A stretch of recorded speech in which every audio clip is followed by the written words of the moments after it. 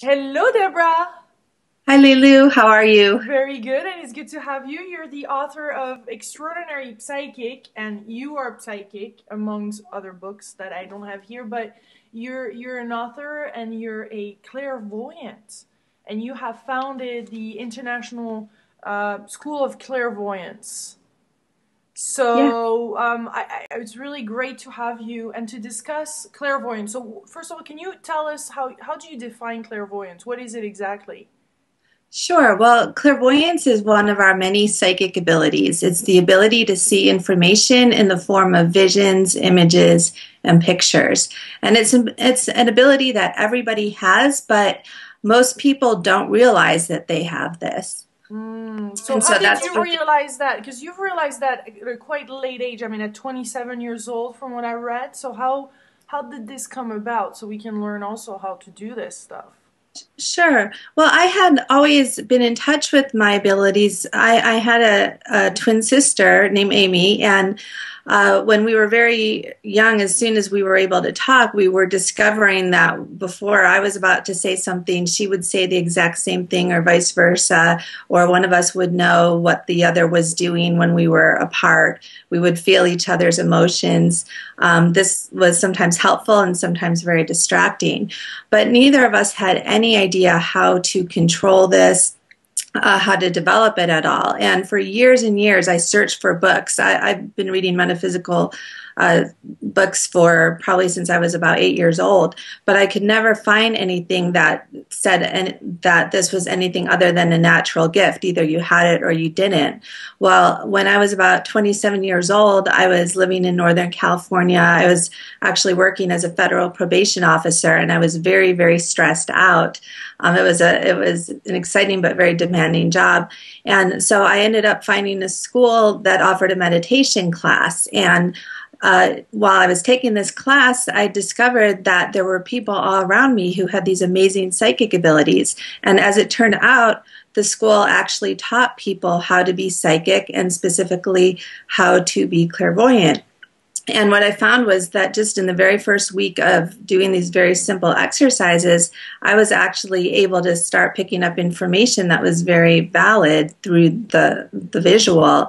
And that was 15 years ago. So now I myself teach people all over the world how to, not just even how to get in touch with their abilities, but how to develop them to the point where it's almost like they become a whole new person, and where they're able to go out and help many other people.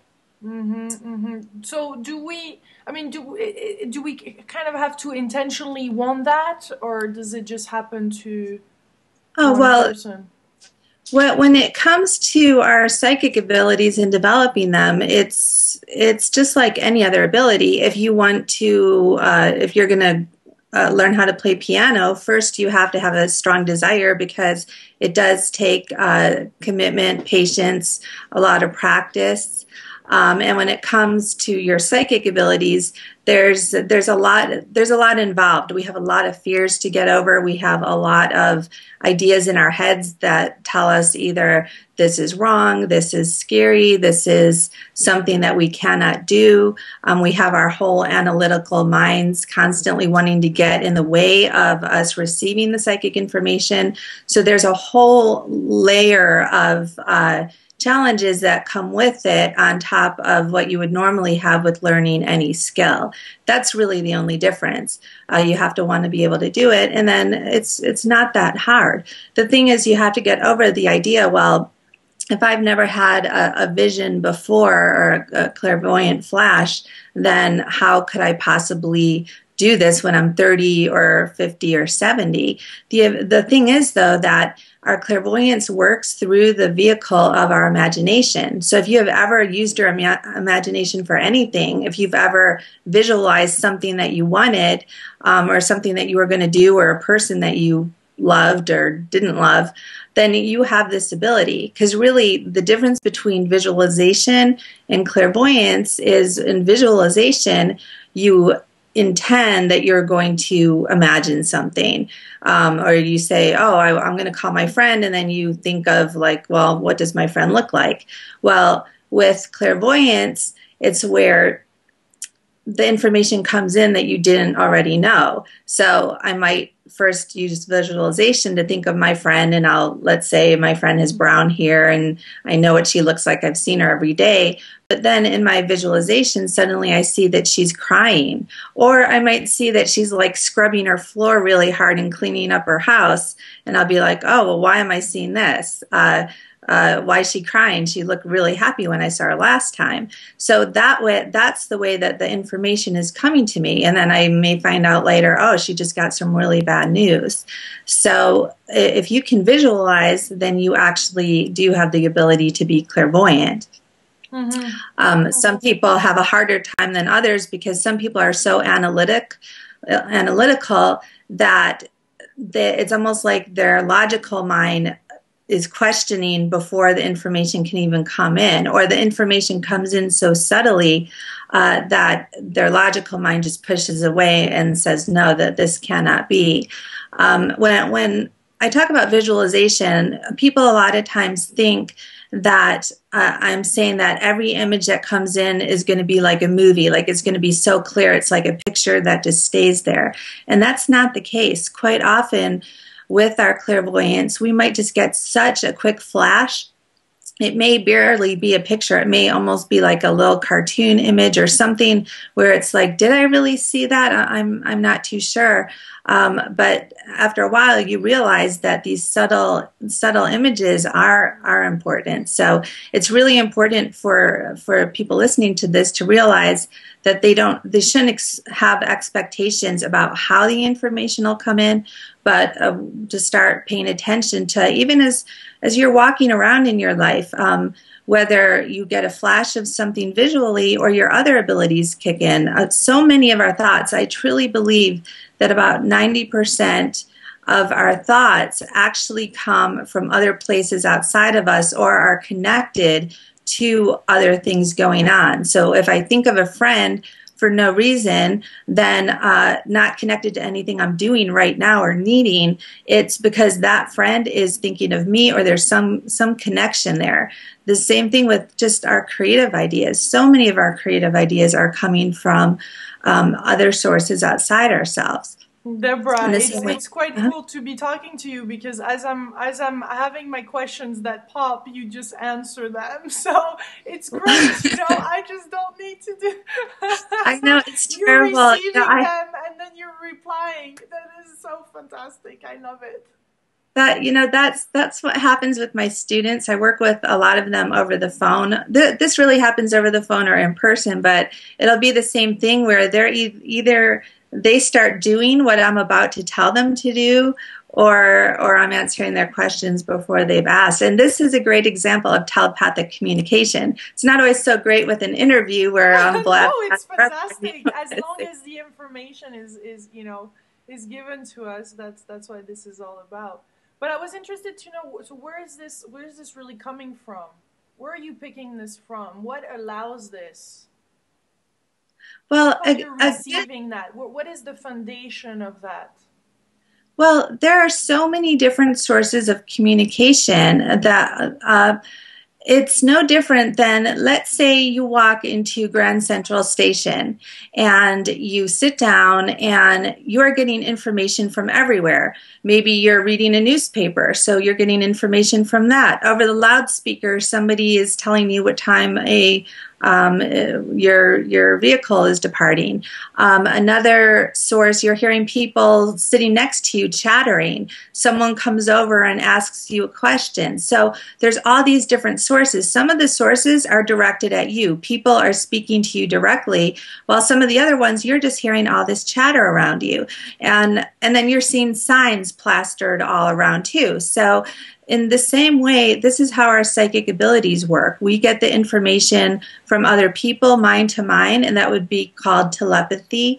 And it may be very directed. We do get information, I believe, very strongly from other spirits, from entities, from non beings that are not in physical bodies.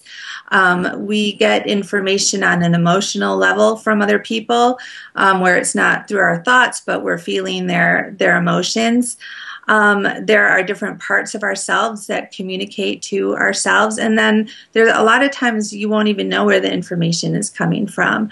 With spirits, sometimes they're very direct. There's a guide, there's perhaps a deceased loved one that is trying to communicate.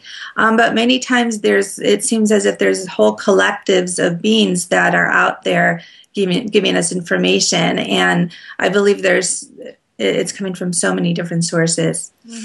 So because some people are sensitive to others, and like just being in their presence, we sense things. So you're saying that by actually studying this a little bit more and working on it, then we can start mastering it and using it as a tool, versus it's something that could make us crazy sometimes, and we just don't know where this is coming from, and it's quite unstabilizing.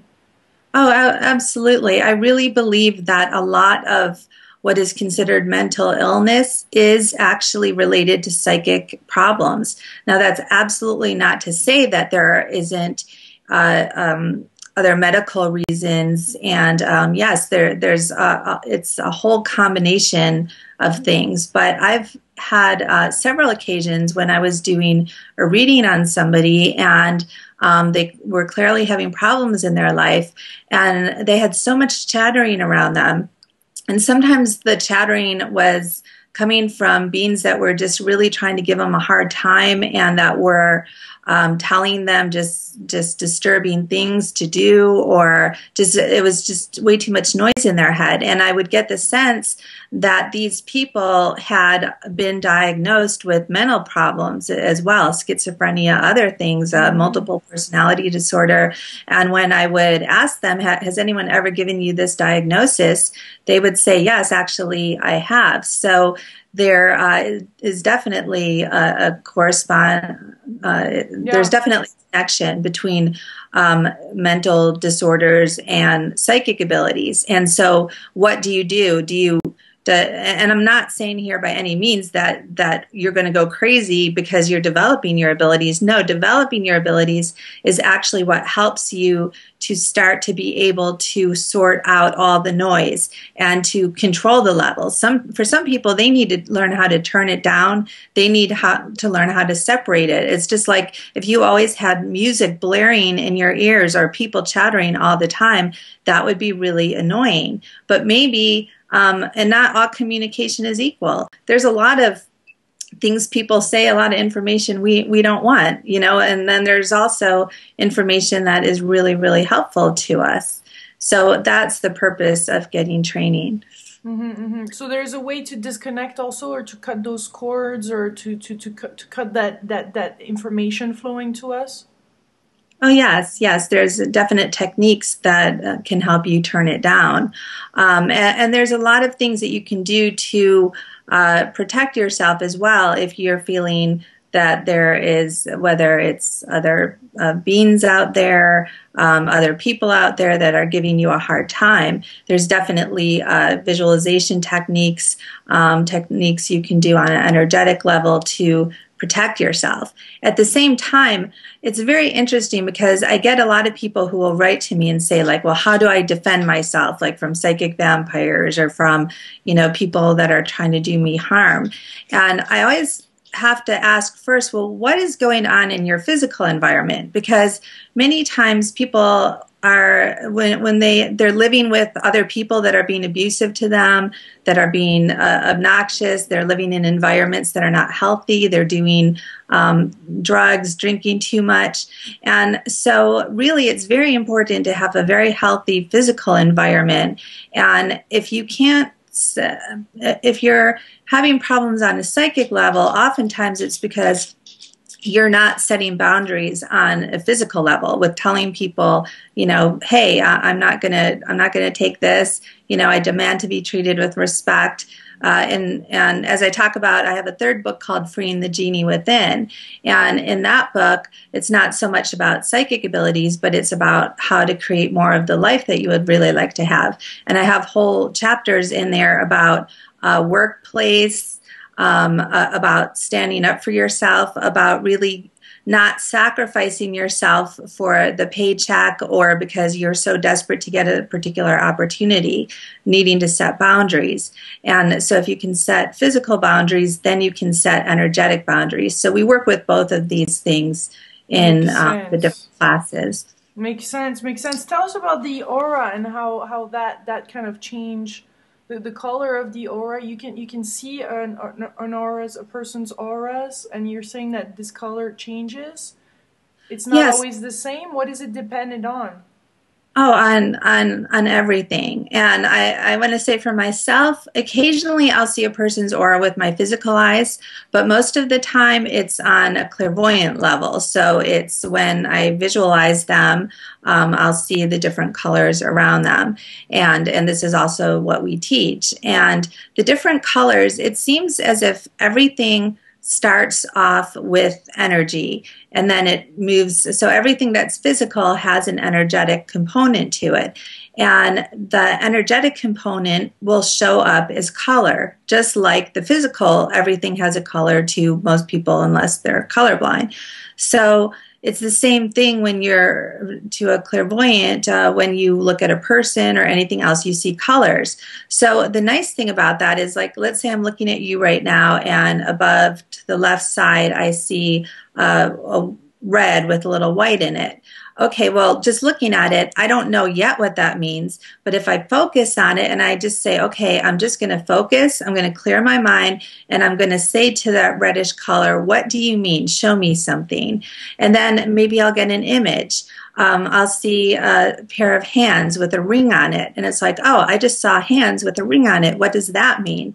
And then maybe I'll see next, like a person, maybe a man, handing over the ring or taking back the ring. And then, oh, well, this has something to do with a relationship. So why did something having to do with a relationship first show up in your aura? Well, there's many reasons for that. Well, maybe it showed up around your head because you were thinking about this person. Maybe this person, whenever we have a relationship with someone, an energy connection forms. The two of us talking right now, even though you're in Chicago, I'm in Los Angeles, we're how many hundreds and hundreds of miles away is that? But we're able to talk on the computer like this here. So there's actually, we know for sure, even if you don't believe in any of the psychic stuff, we know that there is something's connecting us, right? Some kind of energetic force. People who developed this technology have a logical explanation for us talking here. Well, in the same way, even if we didn't have this technology here, we would still be connecting energetically. Now, the reason I know that is because I could actually visualize something on you. Like, let's say I had a sense that let's say I look at your throat and I see some blue colors in your throat. And this blue tells me, well, this may be just some leftovers from somebody who was nervous that you were talking to before me. And this nervous energy, if it stayed in there, it either could have the impact of making you feel nervous or giving you a sore throat. I'm just giving examples here. If I wanted to help you, I could simply, now that I've seen that color of blue, and I'm trusting that I'm not just going nuts here, that I'm, getting that sense, I'm going to visualize that blue moving out of your throat, and I could just simply visualize it moving. I might even take my hand and just go like this to just someone walking into my room. I'm going to look like I'm pantomiming or just like nutty. But the amazing thing is, even if we didn't have the camera here, so you couldn't see me, and I wasn't even telling you what I was going to do, you may suddenly feel that and say, oh my gosh, something's going on in my throat. It feels like something is being pulled out. And this is what happens all the time. So this is why I can say personally with certainty that if I visualize something on you, there is something's happening because you actually are going to feel it. Now, will you feel it every time? No, it depends how sensitive. Let's do it now. Let's check this out. Let's see if I can feel this. Well, Can Can you? Okay, well, I could just simply, okay, so as you say that, a better example for you right now, and let me tell you just so people know that usually when I'm doing this work, I'll have my eyes closed, I'll have meditated for a while, so I don't just usually just go and do this with anyone I'm just talking to, but for the sake of what we're doing here, my attention goes to your heart center. So that's where I have a sense that there's more going on for you personally, Lulu, right now. So then I may say to myself, okay, well, let me first see this in colors. Like what's going on in there? Well, I get a sense of red at the top and then a little white, and then there's almost like some black color coming up through the middle. And this is more your energy center. I'm not talking about the heart itself. If I was going to be actually doing a reading to medically diagnose you, which some people call medical intuition, I could do that too. I could go into your actual heart and see if there's a problem. But right now we're dealing with the energy structure. So there's some dark energy there. I also see it as a blue color. Now, what is this related to? You know, I'm just going to right now not get into that so much, but just what I would do if I think that dark color there isn't so helpful, is I'm going to say, okay, what color would be helpful to move that dark color out that maybe is causing you some, maybe whether it's some heartache or just maybe the sense I get is that it may make you feel like sometimes something isn't possible, like that maybe the relationship that you would really like isn't possible, or that there's something there that you're hoping for, but that you're not really sure is ever going to be obtainable for you. And as I'm talking, what I'm getting the sense is that it's underneath. So you're an extremely positive person. You know that you can use the power of your intentions to manifest for yourself. You've been studying this stuff for a long time, but there's still just kind of this like little underline, like not so sure if this thing that you really want attached to your heart is ever really going to happen. So, okay, so I'm seeing this dark blue color that's represented by that. So now I ask, what color would really help replace that? And I get a beautiful golden color. So, and I see that from the left. So I'm going to just visualize that golden color coming in and just sweeping through that in your heart area and all around and just pushing it out. Now we can just push it out to the side, or I can visualize a grounding cord which would connect you from the base of the spine into the earth, just kind of like a funnel, and then we could just funnel that out down from your heart into the cord. So these are the visualizations I'm using, and as I'm talking through here for anyone who's just tuning in, I am actually doing a clairvoyant healing on you right now, where I'm taking the gold energy, having it replace the darker blue black color that's coming in. And as I do this, as I turn into the black color, I just got a flash. It was of a man. I didn't even see him very clearly, but I heard the word father. So this is some issue that is related to having to do with your relationship with your father.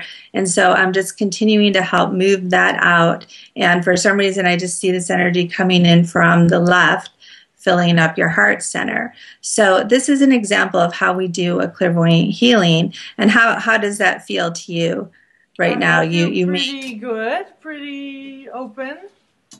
So yeah, so you know, not every time we do this, you're going to feel. Oh, it looks like you're. Are you still with us? Yeah. Okay, your image just froze on me here, but that's okay. As soon as you said I feel pretty good, your image just froze on my screen here. But so this is the thing. It's like you may feel an effect from this right now, or you may not. The thing to do is when we're working with healing or readings is to not have expectations like, oh, I'm supposed to experience it like this right now, or, you know, just because I didn't have like this overwhelming experience of, you know, breaking down in tears at the moment, or, you know, falling over in your chair, or, you know, what, there's so many different reactions people can have, and maybe it won't, you know, even do anything.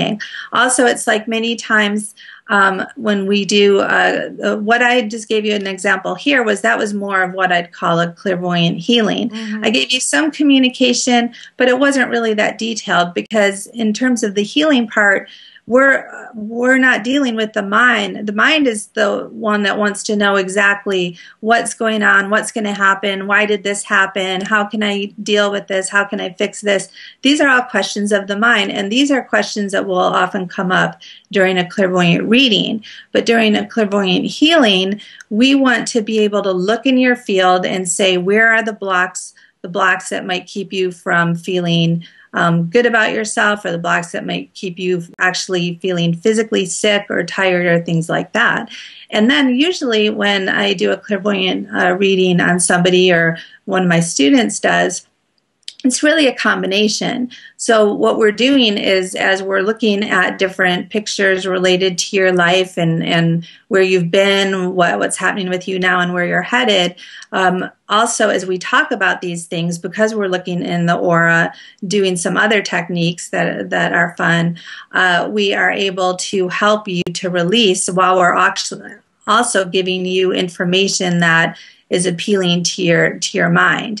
Some people think all they are is their mind, and they think all I need is that one little answer. You know, I need that one answer and it's going to solve all my problems. And the problem is I just don't know. I just don't know what to do, or I don't know what's going to happen, or, you know, I don't know what job I should get. And they think if they just knew that, everything would be okay. But there's a reason they don't know that right now. So it's like, why don't you know in your life exactly what you want to do? Well, there's a whole bunch of reasons around that. And these are not just intellectual reasons. These have to do with maybe what's spiritually happening in your life. It has to do with so many different aspects of yourself. So many times people think all I need is a 5-minute answer to what to do, but maybe it's not what they're supposed to do. Maybe it's that they have not had enough training in a certain area to go and do the thing that would really make them happy. So they need to hear about, okay, you need to go